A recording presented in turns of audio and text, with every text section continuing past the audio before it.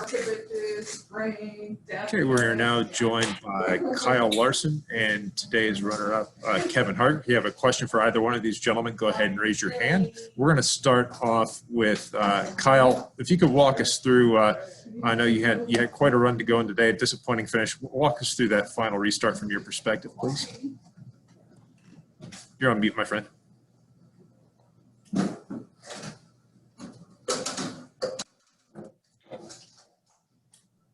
All right, you got me? Yep, got you. Yeah, I just lined up behind Blaney and my plan was just to push him as hard as I could and try and be with him on the backstretch to shove him and hopefully get them guys racing in front of me or potentially get inside or outside for the lead somehow. And so yeah, I just plan on pushing him really hard and obviously I did that and got him sideways and ended up getting us both in the wall. So probably should have just laid off once I got to the corner and hopefully a run came to where I could get to the back bumper on the backstretch. So hate that I screwed that up and cost ourselves a good finish. And Kevin, could you walk us through your finish today here in the Bushy McBush Race 400? Yeah, can you hear me? Yeah, I can hear you loud and clear. Okay, good. Yeah, you know, we were a little bit off at the beginning. The guys did a great job adjusting on our car and getting our car better throughout the day. And then we had pit road penalty while we were running fourth there and had to go to the back. And luckily we had a couple cautions and Rodney made a couple of great calls and put tires on the car a couple times. And really put us on offense there at the end.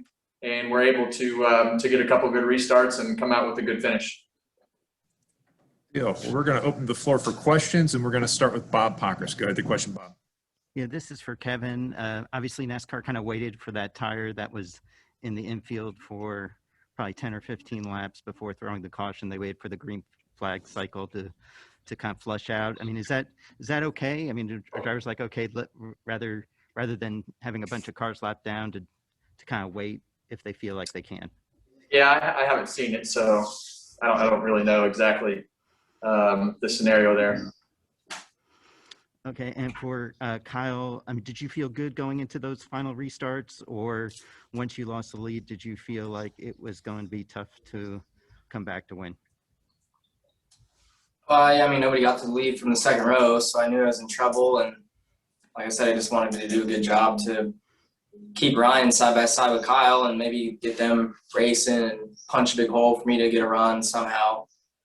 Obviously, I didn't want to be on the second row of the final restart.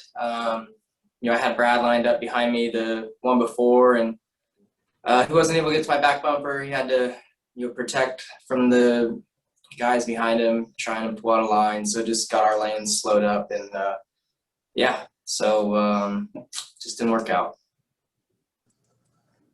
Our next question is going to come from Mark Garrow. Go with the question, Mark.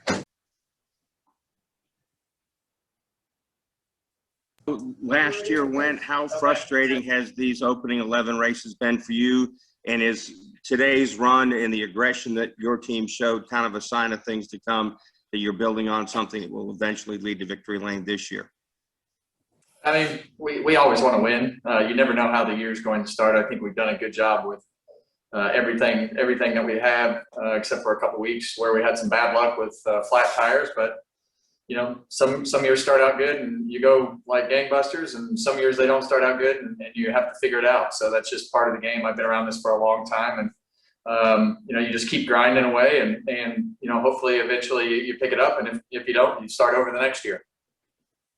And Kyle, for you, I know you're disappointed about today, but if at the start of this year with a new team, you looked 11 races in, would you be satisfied with what's happened so far?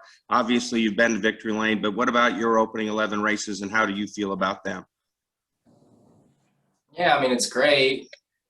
Got one win, could have 4 or 5. But yeah, just another day where I lead a lot of laps and don't win. So just gotta figure it out. Thank you. Our next question will come from Jeff Gluck. Go over the question, Jeff. Yeah, I have a couple for Kyle. Kyle, did Blaney door slam you on the cool down lap? I wasn't sure if I heard that right. No. Oh, no contact? Okay. Second thing is, I wanted to ask you the same thing that Bob asked Harvick. You know, obviously there's that tire sitting there for 15 laps. had they called the caution, different part, there's a big debate. How do you feel as a driver about them stopping the race at that point, kind of change the outcome of the whole rest of the race? I don't know. I mean, I don't really have an opinion on it because until Bob asked, I didn't even know that was the reason why there was a caution. So, yeah, I mean, I don't really have an opinion. Sorry. Thanks. Good deal. Well, gentlemen, thank you for taking the time to join us today, and good luck next week at Darlington. Thank you.